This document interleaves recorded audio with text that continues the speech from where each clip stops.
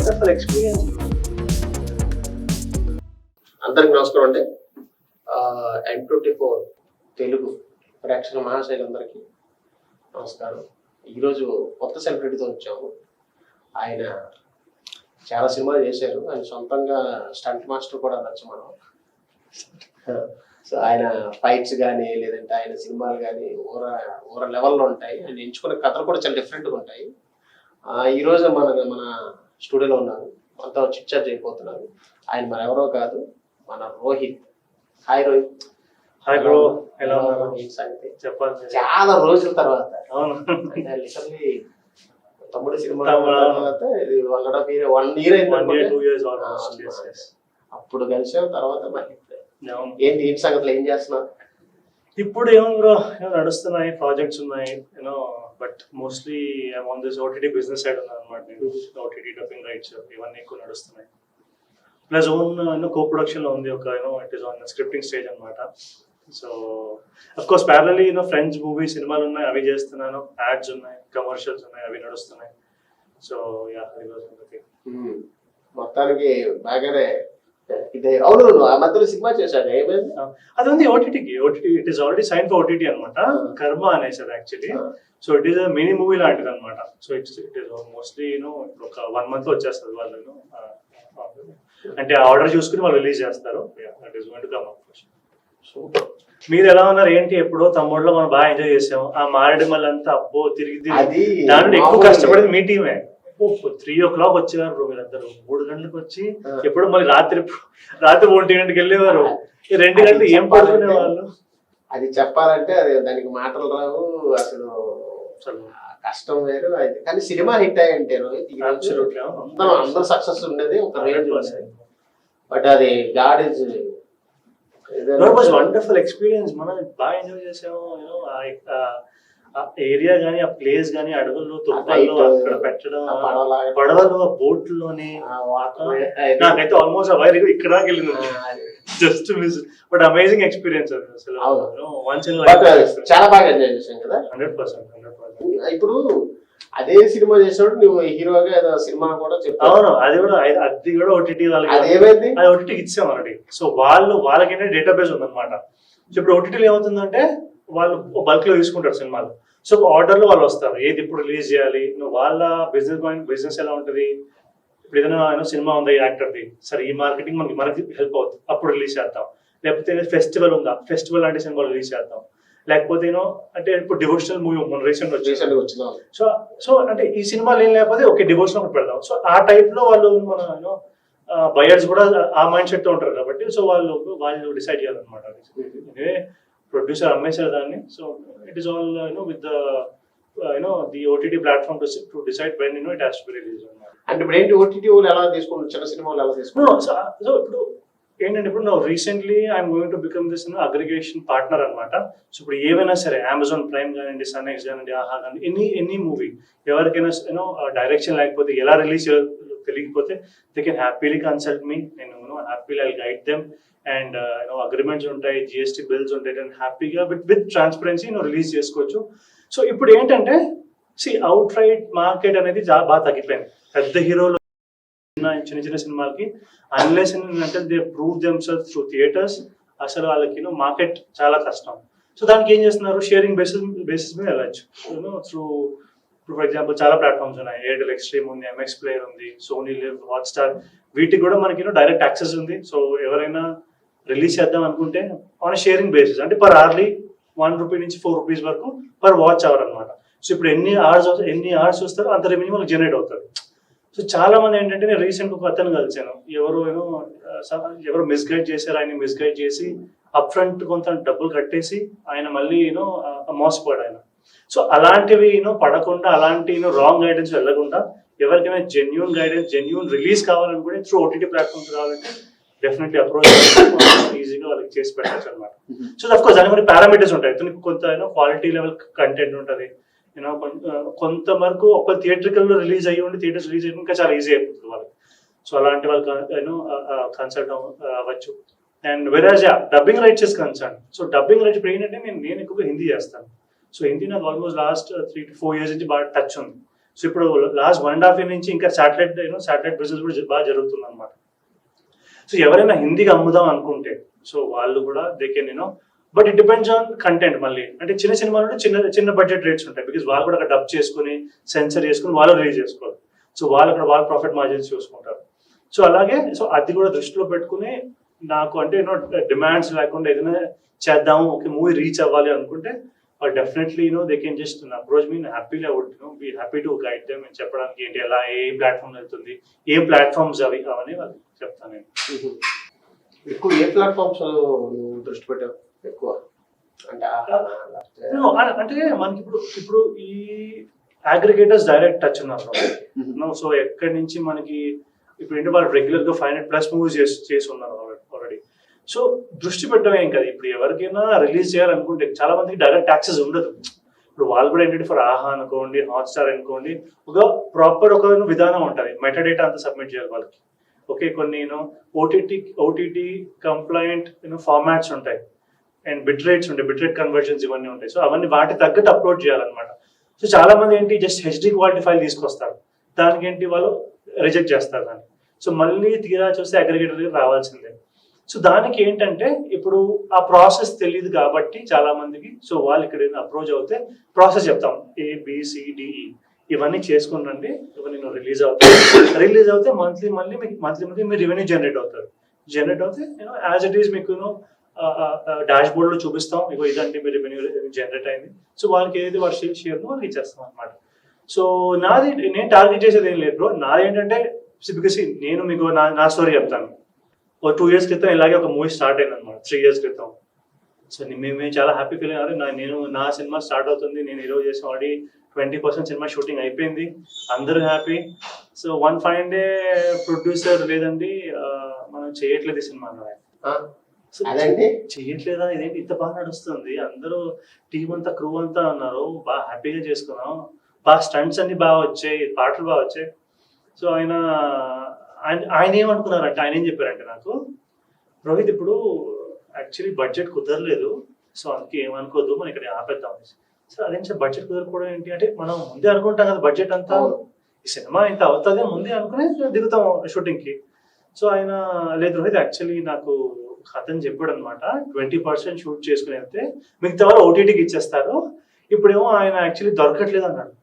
Sir లేదు sir అంటే అలా దొరకట్లేదు సార్, మీరు ఆయనతో అగ్రిమెంట్ చేసుకున్నారా సార్ అంటే, లేదమ్మా సార్ మంచోడే అనుకున్నాను, అలా చేసుకోలేదు అన్న. సో నేను షాక్, సార్ ఇంత కష్టపడి ఇంత చేసి ఆయన డబ్బులు వేస్ట్, మాకు టైం వేస్ట్, క్రూ అందరూ టైం వేస్ట్. మళ్ళీ అక్కడ ఆయన పాప ఆయన మ్యూజిక్ డైరెక్టర్ కొత్త ఆయన చాలా హోప్స్ పెట్టుకుని ఆయన చేశారు సినిమా అది. సో నేను షాక్, అసలు ఏమైంది అసలు ఇన్ఫర్మేషన్ నాకు that was a first moment of self introspection. ఇక్కడ ఏమైంది, ఎక్కడ తప్పు జరిగింది, ఎవరు చెప్పారు, ఆ ఇన్ఫర్మేషన్ కావాలి నాకు, ఆ ఇన్ఫర్మేషన్ దానికోసమే. సో నేను తెలుసుకుంది ఏంటంటే అక్కడ ఓటీటీ పర్సన్ ఎవరు లేరు, ఎవరో ఓటీటీ అని చెప్పుకుని వచ్చి కొంత ఇలా మేము ఇక్కడ పనిచేస్తామని చెప్పి వాళ్ళెవరో అసలు వీళ్ళకి పరిచయం కూడా లేదు, అలా అని చెప్పి మోసం చేసి ఆయన ఇంత తీసుకుంటా చెప్పి ఇది నమ్మి ఆయన పెట్టేశాడు డబ్బులు. ఆయనకి మొత్తం డబ్బులు వేసి ఆయన తర్వాత రిలీజ్ అయ్యాడు. రోహిత్ నాకు తెలియలేదు, ఆయన ఎవరో చెప్పారు నాకు వినేసి నేను. సరే సార్ ఇప్పుడు ఎవరైనా మీకు అప్రూవల్ ఇస్తే సార్ వాళ్ళు ఒక లెటర్ ఇస్తారు సార్, వాళ్ళు లెటర్ అప్రూవల్ ఇస్తారు, పలానా so and so from Aha or Amazon Prime, so we are approving so and so artist for so and so budget, ఇది మీ అలాటెడ్ బడ్జెట్, ఇది ఇంత టైం ఫ్రేమ్ లో షూట్ చేసుకున్నాను అని ఇస్తారు. సో ఆయన నమ్మేశారు అది. సో నేను ఇంకా షాక్, ఏంటిది అసలు ఏంటి. సో అప్పటి నుంచి అనుకున్నాను అనమాట, లేదు ఆయన ఈ మూలం తెలుసుకోవాలి, ఈ బిజినెస్ మూలం తెలుసుకోవాలి, ఓటీటీ యాక్విజిషన్ కానివ్వండి, ఓటీటీ డిస్ట్రిబ్యూషన్ కానివ్వండి, థియేటర్కల్ డిస్ట్రిబ్యూషన్ లో యాక్చువల్లీ ప్లాన్ ఉంది నాకు. మనకి చాలా జెన్యూన్ డిస్ట్రిబ్యూటర్స్ ఉన్నారు, డైరెక్ట్ యాక్సెస్ ఉంది వాళ్ళతో. ఎందుకంటే మనం ఎవరి డిపెండ్ అవ్వకూడదు. ఇప్పుడు ఇది ఏంటంటే at the last day producers కి డైరెక్టర్స్ అవసరం, డైరెక్టర్స్ కి యాక్టర్స్ అవసరం.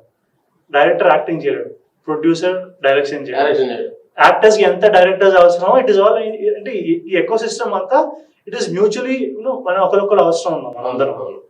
సో నేనే అనుకున్నట్టే లేదు, నాకు దీని మూలం తెలుసుకోవాలి, మనం ఎవరి మీద డిపెండ్ అవ్వకూడదు. ఇలాంటి ఫేక్ ఇన్ఫర్మేషన్ తో నమ్మి మన స్పెక్ట్ కానీ డబ్బులు కానీ ఇంత హార్డ్ వర్క్ పెట్టలేము మనం. సో అప్పటి నుంచి అనుకున్నాను కూడా యాక్చువల్ టు బి ఆనెస్ట్, అప్పటి నుంచి దీంట్లో నేను బాగా చాలా ఓటీటీ ఛానల్స్ డైరెక్ట్ గా మాట్లాడడం, వాళ్ళ ఆఫీసెస్కి వెళ్ళడం.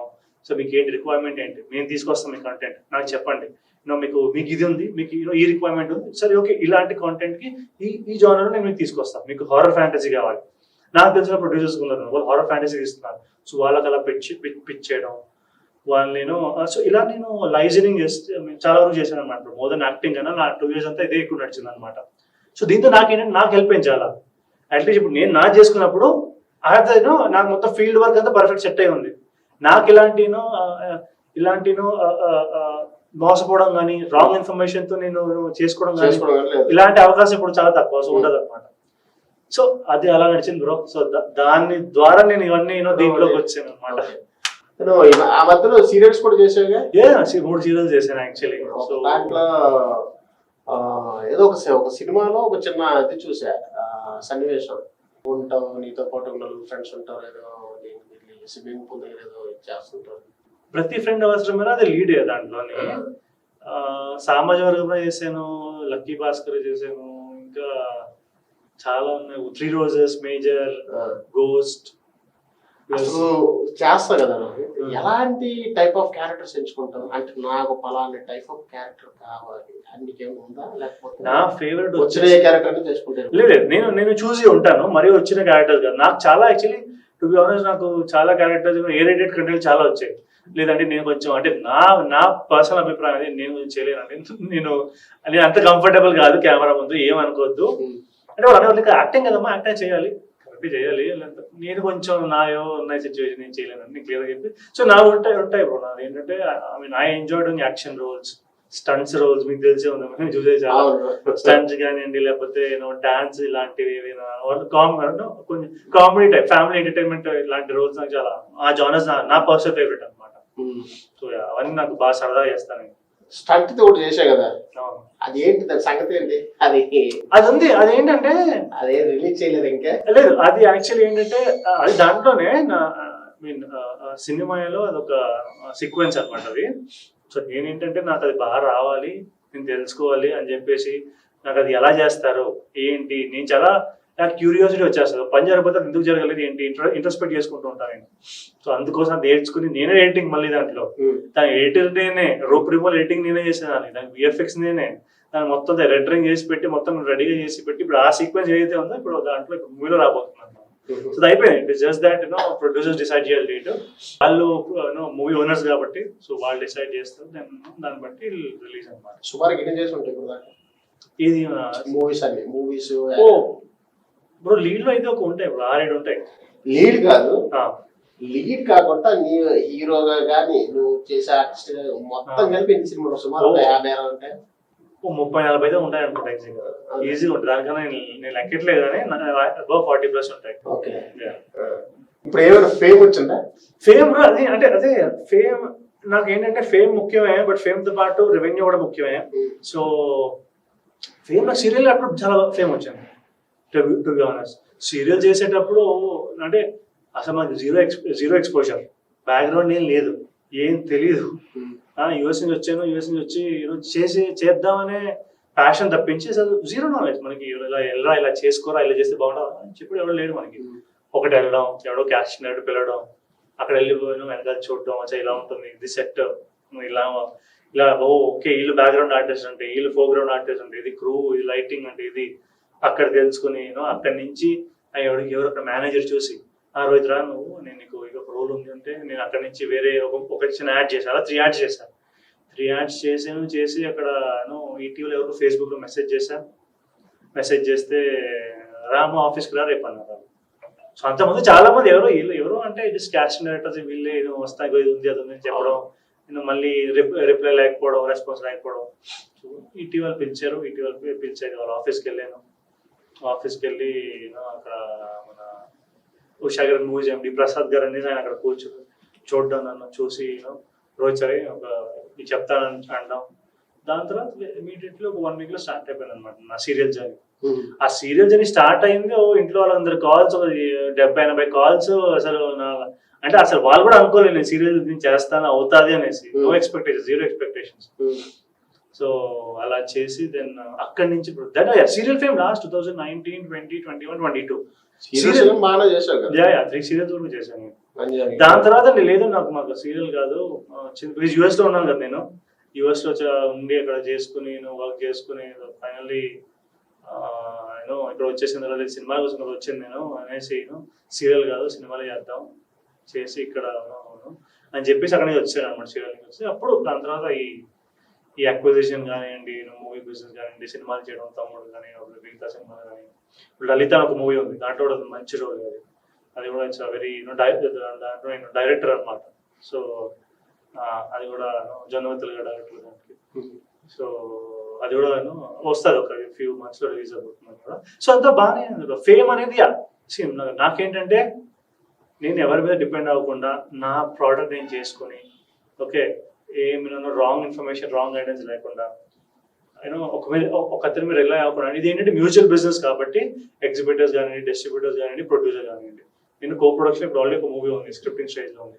సో రిలీజ్ అయ్యాక నాకు రెవెన్యూ జనరేషన్ రెవెన్యూ రావడంలో ఎటువంటి ఇబ్బంది ఉండకూడదు ఎటువంటి ఇష్యూస్ ఉండకూడదు నాకు ఎలా ఓటీటీ మార్కెట్ ఉంది మనకి మన దగ్గర నెట్వర్క్ ఉంది కాబట్టి నాకు ఓటీటీ కూడా ఈజీ ఉంటుంది దెన్ డెఫినెట్లీ ఫేమ్ ఉంటుంది రెవెన్యూ రెండు వస్తాయి వన్ స్టోన్ టూ బర్డ్స్ లాగా రెండు ఉంటాయి అనమాట ఫేమ్ ఉంది ఇప్పుడు చాలా మంది తెలుస్తుంటారు బట్ నాకు అనుకుని నేను ఏదైతే అనుకున్నానో అది దానికి కొంచెం ఇన్ ప్రాసెస్ అనమాట ఇంతకుముందు సినీ ఇండస్ట్రీ రాకముందు ఏంటి ఏం చేసేవాళ్ళు నేను సినీ ఇండస్ట్రీ రాకముందు యుఎస్ లో ఉన్నాను యుఎస్ లో ఉన్నాను నేను కంప్యూటర్ సైన్స్ చేశాను అక్కడ సో అక్కడ ఒక కొంతకాలం జాబ్ చేసి దెన్ ఫైనల్లీ లేదు ఇక్కడ మనసు నాకు రావట్లేదు ఇక్కడ చేయడానికి లాగేస్తుంది మనసు అంతా ముంబై వైపు హైదరాబాద్ వైపు ఇండస్ట్రీ వైపు అనేసి నేను ఇంకా ఫైనల్లీ ఒక 1 డే వచ్చాను నేను అక్కడి నుంచి వచ్చేసి అక్కడ ఫ్యామిలీ యాక్సిడెంట్ అవ్వడం డాడీకి యాక్సిడెంట్ అవ్వడం ఇవన్నీ కొంచెం జరిగి సో దానికి ఒక టైం వెళ్ళిపోయింది అనమాట 1 year అయింది 1.5 year అయిపోయాక దెన్ ఇంకా అప్పుడు హైదరాబాద్ రావడం హైదరాబాద్ ఇంకా ట్రయల్ చేయడం కనుక్కోవడం తెలుసుకోవడం ఆడిషన్స్ ఇవ్వడం సో అక్కడి నుంచి అలా అలా జర్నీ స్టార్ట్ అయింది అంటే నాన్నకి యాక్సిడెంట్ నువ్వు రావడం వల్ల అయిందా లేకపోతే లేదు నాన్నకి యాక్సిడెంట్ అని తెలిసి వచ్చారు కాదు నేను వచ్చాక ఆయనకి వేరే దానికి వేరే ఇష్యూస్ వల్ల యాక్సిడెంట్ కొడుకు భూమి మీద లేదు గ్యాప్ ఉంది దానికి ఇమీడియట్ గా కాలేదు 2-3 months తర్వాత ఇమీడియట్ అయ్యుంటే వెళ్ళిపోయాను మళ్ళీ రిటర్న్ నేను సో ఇమీడియట్ కాలేదు అది కాదు ఏదో ఒకటి ఉంటుంది కొడుకు చేసే వ్యాపారాలు అన్ని ఏదో రకంగా ఉంటది సో అందుకోసం నీకు అడిగా సో ఇప్పుడు ఇది ఈ రకంగా చాలా బాగుంది అంటే నువ్వు ఇప్పుడు ఏంటంటే చాలా చాలా రంగాల్లోకి అడుగు పెడుతున్నట్టున్నావుగా ఈ రంగాలంటే ఇప్పుడు బిజినెస్ తర్వాత సినిమాకి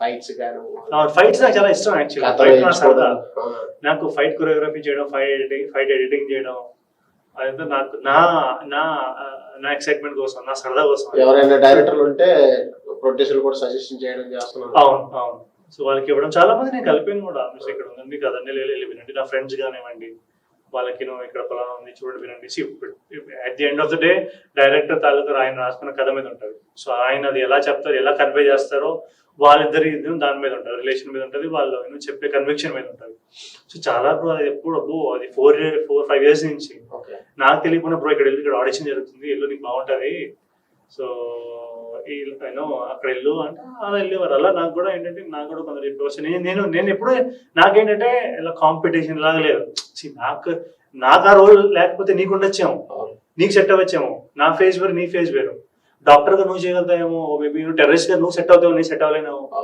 సో అలానే ఫ్రెండ్స్ చెప్పేవాడిని చాలా ఇక్కడికి వెళ్ళు అక్కడికి వెళ్ళు అది ఇప్పుడు కొంతమంది హీరోలు ఉంటారు వాళ్ళు కథలు ఎంచుకునే విధానం డిఫరెంట్ గా ఉంటారు సో వాళ్ళు ఎంచుకున్న కథలకి నువ్వు యాక్ట్ చేస్తుంటావు కదా ఇప్పుడు ఎన్టీఆర్ గారు ఉన్నారు ఇప్పుడు నితిన్ ఉన్నారు రామ్ చరణ్ ఉన్నారు వీళ్ళందరూ యాక్ట్ చేసినప్పుడు నీకు ఎలా అనిపిస్తుంది వండర్ఫుల్ నాకు నితిన్ గారితో యాక్ట్ చేసినప్పుడు తమ్ముళ్ళు ఆయన అసలు సూపర్ అన్నమాట నితిన్ గారు పక్కన ఆల్మోస్ట్ మేము 70 days స్పెండ్ చేసాం ఆయనతో చాలా సరదా ఎంజాయబుల్ మూమెంట్స్ ఉన్నాయి ఆయనతో పార్టీ కూడా గేమ్స్ ఆడాం పార్టీస్ ఆడాం ఆయన చాలా జోవియల్ ఆయన సో అసలు అమేజింగ్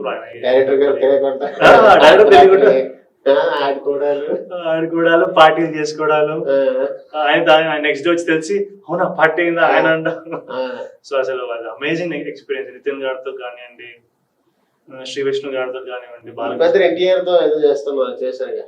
ఎన్టీఆర్ బయోపిక్ చేశాను అది నాది యాక్చువల్లీ ఫస్ట్ మూవీ క్రిష్ గారు అనమాట క్రిష్ గారు ఓ అదా అది అంటే క్యాస్ట్ ఇండియా కూడా పిలిచారు యాక్చువల్లీ నన్ను ఆవిడ. సో పిలిచి ఇలా రోహిత్ ఎన్ని రోలు చేస్తాను డెఫినెట్ చేస్తానండి. ఏంటి రోల్ అంటే ఎన్టీఆర్ సన్ అన్నారు. ఎన్టీఆర్ సన్ అన్న షూర్ అండి చేస్తానైతే ఆఫీస్ గారు అమ్మ ఒకసారి వెళ్ళిన క్రిష్ గారు కలిసాను. సో క్రిష్ గారు ఓకే రోహిత్ నువ్వు వచ్చేసి షూటింగ్ ఇలా ఉంటుంది అన్నారు. సో అది నా ఫస్ట్ ఎక్స్పీరియన్స్ మాట ఎన్టీఆర్ బయోపిక్ లో చేయడం, బాలకృష్ణ గారు పక్కన చేయడం. సో మొత్తం అంతా నన్ను రెడీ చేసి మొత్తం వాళ్ళ అబ్బాయిలా రెడీ చేసి తీసుకెళ్లారు. ఒక మండపం సీన్ అనమాట ఫస్ట్ సీన్. దగ్గర 400-500 మంది ఉంటారు. నేను లోపల వెళ్ళాను, నన్ను తీసుకెళ్లారు. అందరూ ఒకేసారి లేచారు. అక్కడ లేచి నన్ను చూసి లేచారు. ఎవరున్నారు ఏంటి ఎవరిని చూసి లేచారు నన్ను చూసి. నా తర్వాత అర్థమైంది ఎగ్జాక్ట్ నా మేకప్ వాళ్ళ అబ్బాయిలా ఉండడం వల్ల, వాళ్ళ ఫ్యామిలీలో ఉండడం వల్ల వాళ్ళు నన్ను చూసి నేను ఇంకా ఎన్టీఆర్ తాలూకు ఏమనుకుని నమస్తే అండి నమస్తే. నాకు ఫస్ట్ అదే నా ఫస్ట్ సినిమా. అది నాకే సినిమా ఇండస్ట్రీ అంటే అవగాహన లేదు నాకు. అది ఎలా ఉంటుందో సెట్ ఎలా ఉంటుందో ఆ టాపిక్ ఏదో చిన్న యాడ్ చేసినప్పుడు ఫస్ట్ సినిమా అది యాక్చువల్గా తెలియదు నాకు. సో వెళ్ళి వాళ్ళు నేను షాక్ అయిపోయి ఇంత రెస్పెక్ట్ ఎందుకు ఇస్తున్నారు, ఎవరికి ఇస్తున్నారు, సో నేను ఏం చేశానని. సో లేచి అప్పుడు నేను వెళ్ళిపోయిన క్యారవాన్లోకి వెళ్ళాను. సో అప్పుడు చెప్పాను మీ గెటప్ అలా ఉంది, మీ బిగ్ అంతా మీ మేకప్ అంతా, సో మీ ఫ్యామిలీ అనుకున్నారు అవునా. చాలా వెళ్ళాను. బాలకృష్ణ గారితో యాక్ట్ చేయడం.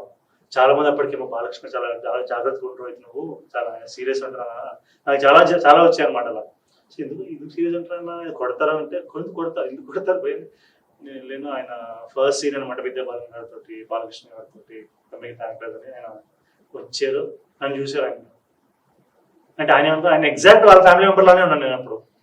చూసి నేను good evening sir, good evening వచ్చి సార్ ఇప్పుడు రోజు ఇలా చేయమ్మా, ఇలా చేసి ఇలా వచ్చేసి ఇలా వస్తాను పాస్ అయిపోయి.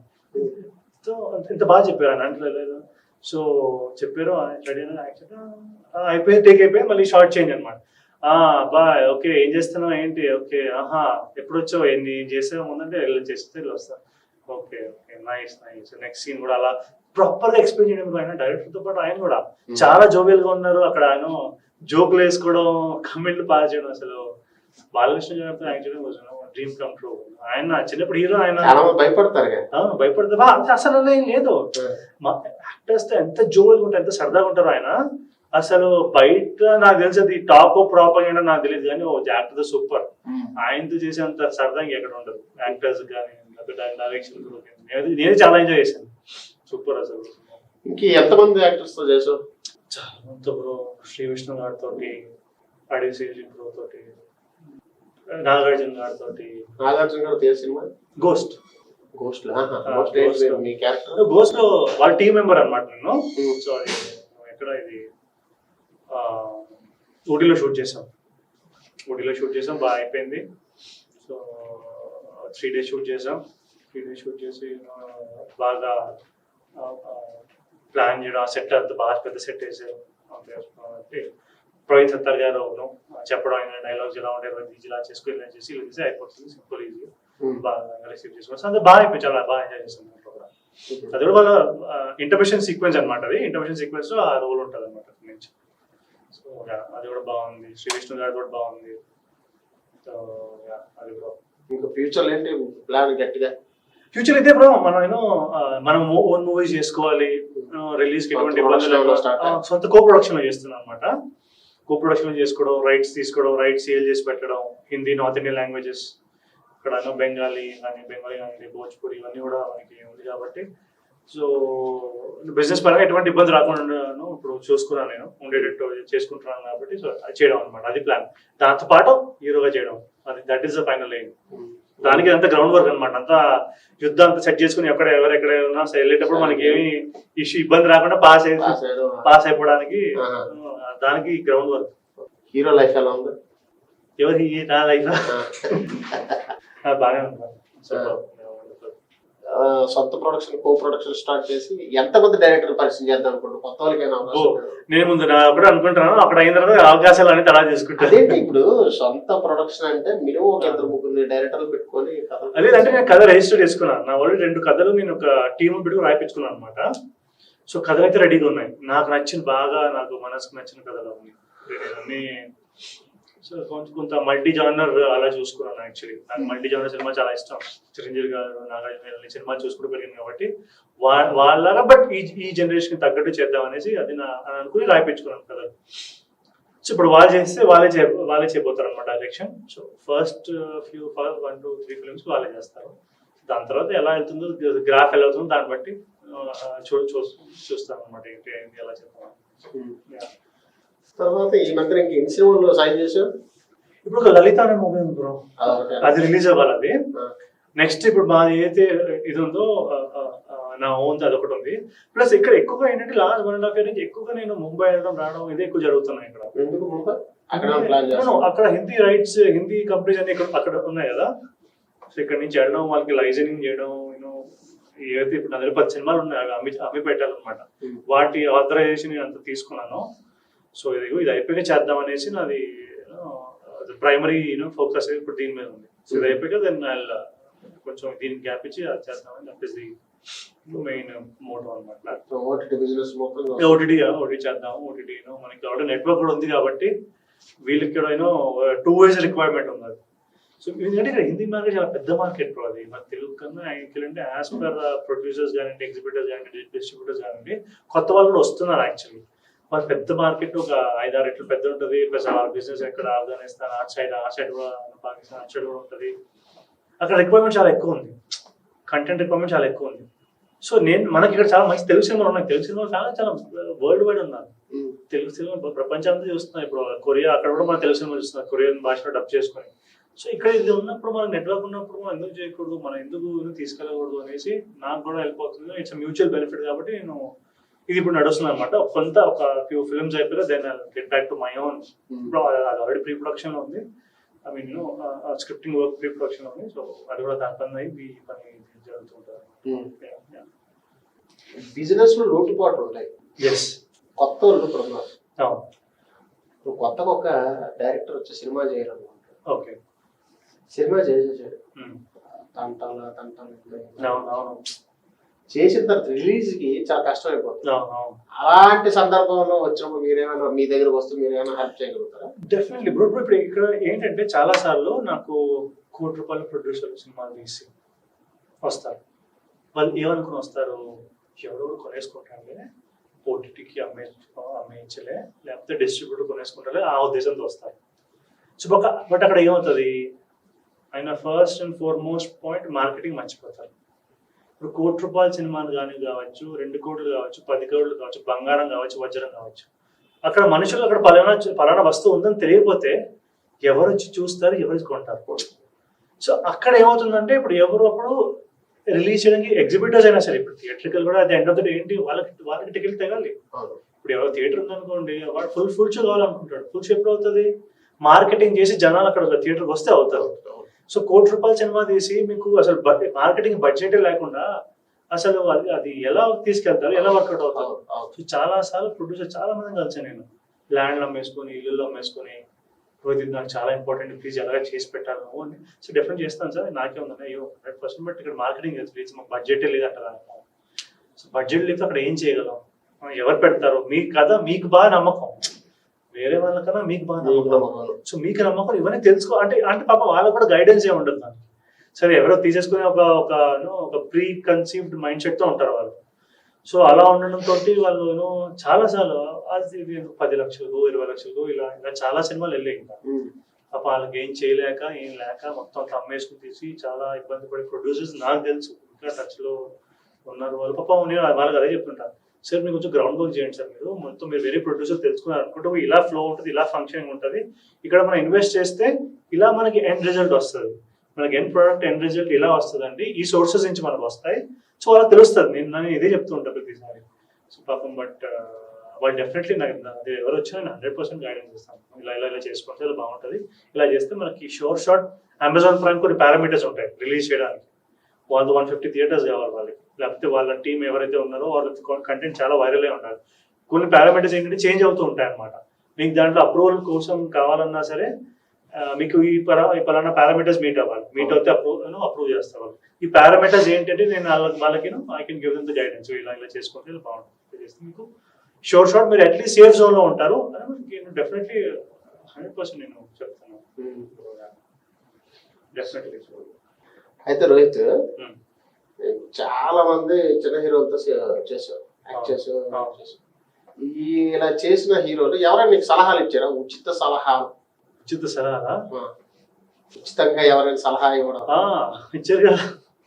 సో సామాజిక వర్గం చేస్తాను అనమాట శ్రీకృష్ణ గారితో. సో ఆయనతో రోజు సీన్స్ ఉన్నాయి, ఇలా ఆయన నేను వేరే ఆర్టిస్ట్ ముగ్గురు చేసుకుంటున్నాం.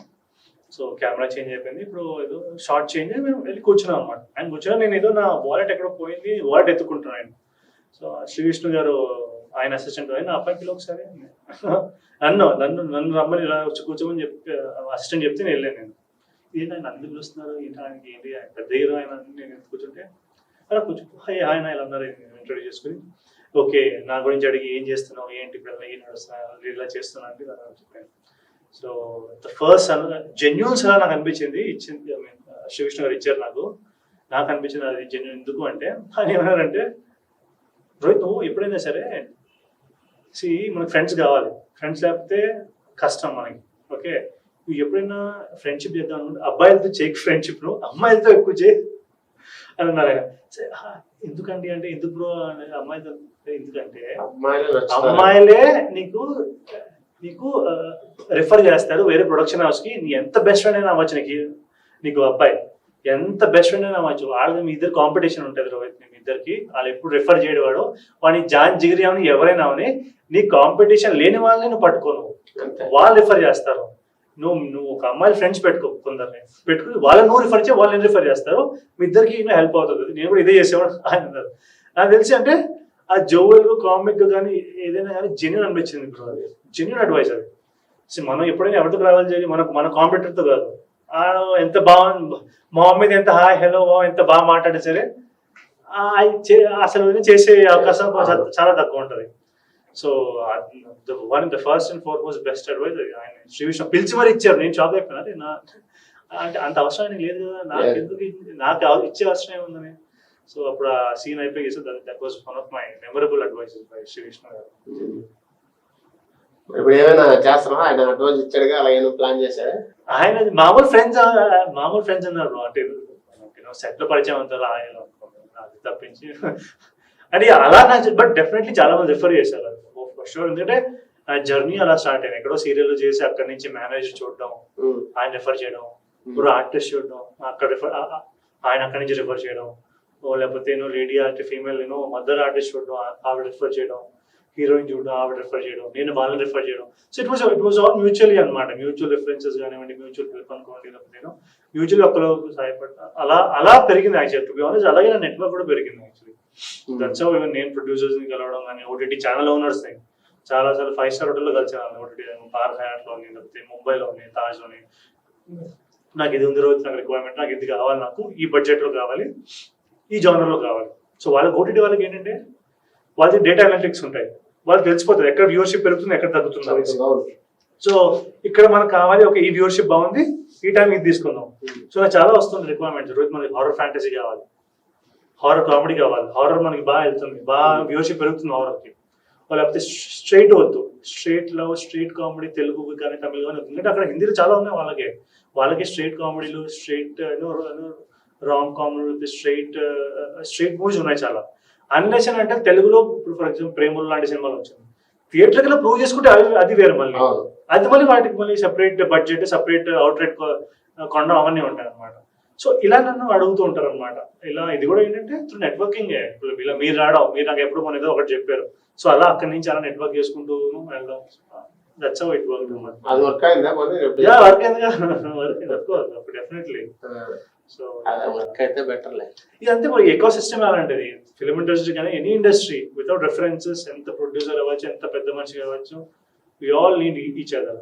వితౌట్ మనం ఎవరో లేకపోతే ఎవరొకరికి సహాయపడకపోయినా, లేకపోతే ఉపయోగపడకపోయినా మనకి వర్కౌట్ అవుతుంది. సో వి ఆల్ మనందరికీ డెమోక్రసీ కాబట్టి అందరూ అవసరం ఉంది కాబట్టి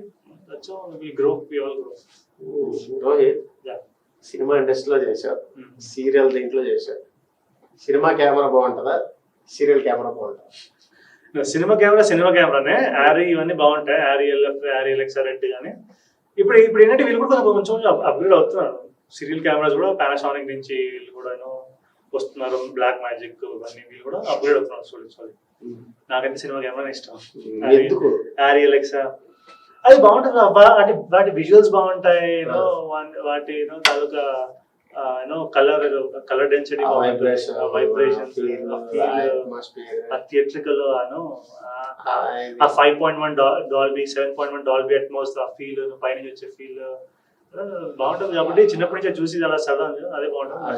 నాకు అది బాగా ఇష్టం. అది నీ ఫస్ట్ రెమ్యునరేషన్? ఫస్ట్ రెమ్యునరేషన్ ఒక యాడ్ షూట్. అది యాడ్ షూట్ నాకు 2019లో 2500 ఇచ్చారు. 2500 ఫస్ట్. ఏం చేశారు? వావ్, అసలు డబ్బులు వస్తున్నాయి ఇక్కడ. అసలు నేను లైక్ కాన్ఫిడెన్స్ వచ్చింది, అరే ఎస్ దీంట్లో మనం చేయగలుగుతాం, ఎస్ ఉంది, ఇది అవుతుంది.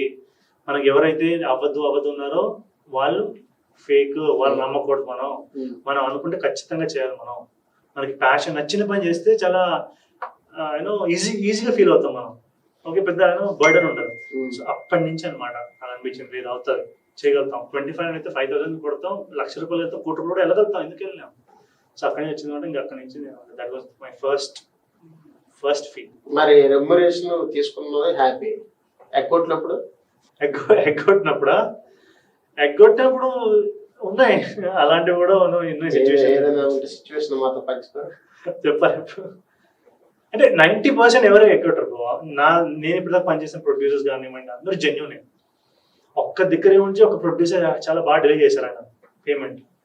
ఒక 5 డిజిట్ పేమెంట్ రావాలి, ఇదిగో రేపిస్తాను, ఎల్లుండి ఇస్తాను, అవతల ఎందుకు ఇవ్వట్లేదు, అంతా మళ్ళీ పెద్ద ప్రొడక్షన్ అవుతుంది, పెద్ద పేరు తీసుకోకూడదు. కానీ తర్వాత ఇచ్చారు వాళ్ళు, అఫ్ కోర్స్. సో డబ్బులు ఇవ్వట్లేదు, వీళ్ళకి ఏం 100% షూర్ తీరు అంతా ఉంది, బాగానే ఉంది అనేసి. సో డబ్బులు ఇయ్యరు, మొత్తం అంతా ఏంటి, అఫ్ కోర్స్ అగ్రిమెంట్ నేను చేయలేదు. కానీ సో రేపు ఎల్లుండి అంటారు, దాని తర్వాత నేను అడుగుతుంది నా పేమెంట్ అడుగుతున్నా, నేను ఫేవర్ ఏం చేయమనట్లేదు. నాకు ఇవ్వాల్సింది ఏదైతే మీరు కమిట్ అయ్యారో మీరు నాకు అది ఇవ్వండి, లేదంటే మేనేజర్ మాట్లాడితే అంటే అలా నాకు ఒకసారి ఇష్యూ అయింది. బట్ ఫైనల్లీ కొంచెం హార్డ్ స్టాండ్ తీసుకున్న తర్వాత వాళ్ళు ఫైనల్ ఇచ్చారు. కొంచెం వెళ్ళాల్సి వచ్చింది, కొంచెం బట్ 99% ఎవరు చేయరు. అంతా బిజినెస్ కాబట్టి వాళ్ళకి కూడా ఏంటంటే ఎగ్జిబిటర్స్ డబ్బులు రావాలి వాళ్ళకైనా సరే, థియేటర్ రెవెన్యూ రావాలి, ఓటీటీ రెవెన్యూ రావాలి వాళ్ళకైనా సరే. సో ఈ లెక్కలన్నీ వేసుకునే వాళ్ళు దిగుతారు, ఎవరు వేరే వాళ్ళ దగ్గర రావాల్సిందే. సో అక్కడ వాళ్ళకి పాపం డిలే అయింది, బట్ ఫైనల్లీ ఎస్ నాకు రావాల్సింది నాకు వచ్చింది. అది ఐ థింక్ 2 సార్లు అయింది ఇప్పుడు నాకు, 2 times సిచ్యువేషన్స్ అలా అయింది. 1 month డిలే అయింది, but rest all time time వచ్చేది. మరి ఇప్పుడు ఛాన్సెస్ చాలా తక్కువ ఉన్నాయి కదా ఇండస్ట్రీలో. ఎక్కడ చూసినా ఆర్టిస్టులు, ఏ ప్లాట్ఫామ్ చూసినా, ఇన్స్టాగ్రామ్ కానీ, ఫేస్బుక్ కానీ, ఎక్కడ చూసినా నెంబర్ ఆఫ్ ఆర్టిస్టులు అందరు కనబడతారు. డెఫినెట్లీ యాక్టింగ్ వస్తుందో రాదో తెలియదు, బట్ మేము ఆర్టిస్టులు ఆడియన్స్ ఎంగేజ్ చేస్తారు. నాట్ నెసెసరీ టాలెంట్ ఉండాలని అవసరం లేదు, దానికి యాక్టింగ్ టాలెంట్ ఉండాలని అస్సలు అవసరం లేదు.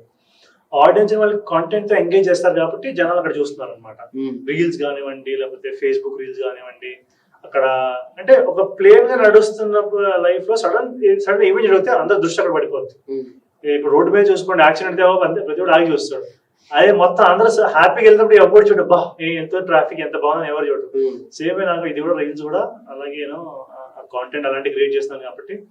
ప్లస్ ఏంటంటే మొన్నే ఐ థింక్ ఒక ఓటీటీ ఓనర్తో మాట్లాడుతున్నా, ఇది శాటిలైట్ బిజినెస్ తగ్గిపోయింది ఇప్పుడు, ఎందుకు ఏంటి అంటే రెవెన్యూ స్ప్లిట్ అయిపోయింది. శాటిలైట్ రెవెన్యూ వచ్చి ఇప్పుడు అందరూ యాడ్స్ ఫేస్బుక్ లో ప్రిఫర్ చేస్తున్నారు, ఇన్స్టాగ్రామ్ ప్రిఫర్ చేస్తున్నారు, వెబ్సైట్ యాడ్ రెవెన్యూస్ వస్తున్నాయి. సో వాళ్ళకి అక్కడ ఏదైతే బడ్జెట్ రావు ఇలా స్ప్లిట్ అయిపోతుంది.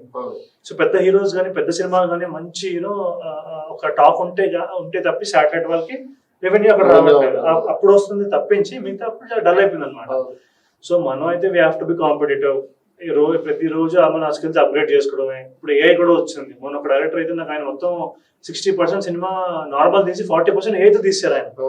ఏ సినిమా తెలియట్లే కూడా అసలు అది అలా ఉన్నాయి. ఇప్పుడు అలా అప్గ్రేడ్ అయిపోయి సో అలా అప్గ్రేడ్ అయిపోయింది కాబట్టి మనం కూడా అప్గ్రేడ్ అవ్వాలన్నమాట. సో బట్ రీల్స్ మీరు ఏదైతే అడిగారో డెఫినెట్లీ రెవెన్యూస్ పెట్టి అయిపోయింది, మనం కూడా కాంపిటీషన్ పెంచుకోవాలి. నేను అనుకోవడం ఏంటంటే అఫ్ కోర్స్ ఎంత ఇదైనా సరే మన దేశీ ఏవైతే ఉన్నాయో దేశీ బ్రాండ్ల మీద రిలీజ్ అయితే చాలా మనకి సేఫ్ అని నా అభిప్రాయం, నా ఫ్యూచర్ అభిప్రాయం. దేశీ బ్రాండ్ అంటే దేశీ బ్రాండ్ అంటే సోషల్ మీడియా ఏదైతే వెబ్సైట్స్ ఉంటాయో మన ఇండియన్ సోషల్ మీడియాస్ మనం ఎక్కువగా మనం రీచ్ అవుతే మనం ఫ్యూచర్ లో సేఫ్ ఉండే అవకాశం ఉంటుంది అని అంటారు. సూపర్. Yeah. ఎందుకంటే సడన్ గా ఎవరో ఏదో చేసి ఏదో పాస్ చేసి మీకు ఏదో మీకు ఫలానా యూనో సోషల్ మీడియా నుంచి రెవెన్యూ రావాలి, ఆ తీరా చూస్తే వాళ్ళంతా ఫారెన్ బ్రాండ్స్ అవన్నీ వాళ్ళ చేతికి కంట్రోల్ ఉంటుంది. మనకి మన ఇండియన్ బ్రాండ్స్ మన కంట్రోల్ మనకు ఉంటుంది, మన గవర్నమెంట్ దగ్గర కంట్రోల్ ఉంటుంది. సో వాళ్ళు అక్కడ ఆపారు అనుకోండి, ఇక్కడ అంతా ఎఫెక్ట్ అవుతుంది ఒకేసారి. మీరు ఏం చేసినా అక్కడ యూనో సడన్ జరుగుతుంది. ఇప్పుడు రోహిత్ అంటే ఒక ముక్కలో ఏం చెప్పాలి, జనాలకి ఏం చెప్తారు, మా ప్రేక్షకులకి ఏం చెప్తారు, నిన్ను గుర్తుపట్టాలి, నువ్వు ఎక్కడికి వెళ్ళినా సరే రోహిత్ గారు ఈయన యాక్టర్, ఈయన హీరో అని గుర్తుపట్టాలంటే రోహిత్ అంటే ఏంటి, నువ్వేం చెప్తావు? అంటే రోహిత్ అంటే ఒక బ్యాక్గ్రౌండ్ లేకుండా వచ్చిన యాక్టర్ తో పాటు ఇవాల్వ్ అవుతున్న ఆంటర్ప్రెన్యూర్ కూడా అనుకోవచ్చు. అలా అన్నా నాకు happy. Okay. So mostly I would prefer people calling me is an actor. Actor is fine. సినిమా డైలాగ్ ఒక ముక్కలో ఏం చెప్పలే, సినిమా డైలాగ్ వాళ్ళు ఇప్పుడు సినిమాలో చెప్తున్నావు, ఎక్కడ చెప్పి సినిమాలో చెప్తే ఏమంటారు డిఫరెన్స్ అంతే అంటారు. ఏంటి పెళ్లి గురించి ఏంటి, పెళ్లి ఏం చేసుకోవాలి? చేసుకుంటాను ఎప్పుడు ఉన్నారా గర్ల్ ఫ్రెండ్ ఎవరు అదేంటి ఎంత అందంగా ఉంటుంది గర్ల్ ఫ్రెండ్? లేదు అంటే ఇయర్లో అయిపోద్ది. ఎవరు ఆర్టిస్ట్ ఎవరైనా చూసి చేసుకోవచ్చుగా, సెట్ అవ్వలేదు ఎవరు ఆర్టిస్ట్ లో. ఆర్టిస్ట్ కరెక్ట్ మ్యాచ్ దొరకాలి కదా. కరెక్ట్ మ్యాచ్ దొరికింది, చేసుకోవచ్చుగా. కరెక్ట్ మ్యాచ్ ఏం దొరికింది? జస్ట్ ప్రొఫెషనల్ ఆర్టిస్ట్ అంతే. అదే అలాంటి టైంలో ఎవరినో చూసుకుంటే అయిపోయింది. ఇయర్లో అయిపోద్ది. పిలుస్తాను డెఫినెట్లీ. ఇలాగే చాలా మంది ఆర్టిస్టులు ఉన్నారు, పిలుస్తాం పెళ్లికి పిలిస్తే భోజనాలు ఎక్కువ తినేస్తాడు మానేస్తున్నారు. నేను చెప్తే మనం ఖచ్చితంగా 100% ఒక్కసారి కమిట్ అయితే అని చెప్పారు కదా. అంటే నాకు ఒక డౌట్ ఉంది, పెళ్లి ప్రతి మగాడి జీవితంలో అవసరమా కాదా? నేను చాలా చిన్నపిల్లలు ఇలాంటి క్వశ్చన్స్, మీరంతా పెద్ద క్వశ్చన్ అలా చిన్నపిల్లడు అడిగితే ఏం చెప్తారు? చిన్నపిల్లలు అవసరం. ఎకో సిస్టమ్ ఎవాల్వ్ అవ్వాలి, అందరూ గ్రో అవ్వాలి కాబట్టి 100% అవసరం. మమ్మల్ని అలరించి మా ప్రశ్నలకి చిలిపి కొంటి ప్రశ్నలతో కొంటి ఆన్సర్లు ఇస్తూ హ్యాపీగా అందరు నవ్వించిన రోహిత్కి ధన్యవాదాలు తెలుపుకుంటూ ఇక్కడతో సెలవు. Hi, this is Rohit Addanki here. M24 channel ని లైక్ చేయండి, సబ్స్క్రైబ్ చేయండి, షేర్ చేయండి. మరిన్ని అప్డేట్స్ కోసం ఫాలో అవ్వండి. బాయ్.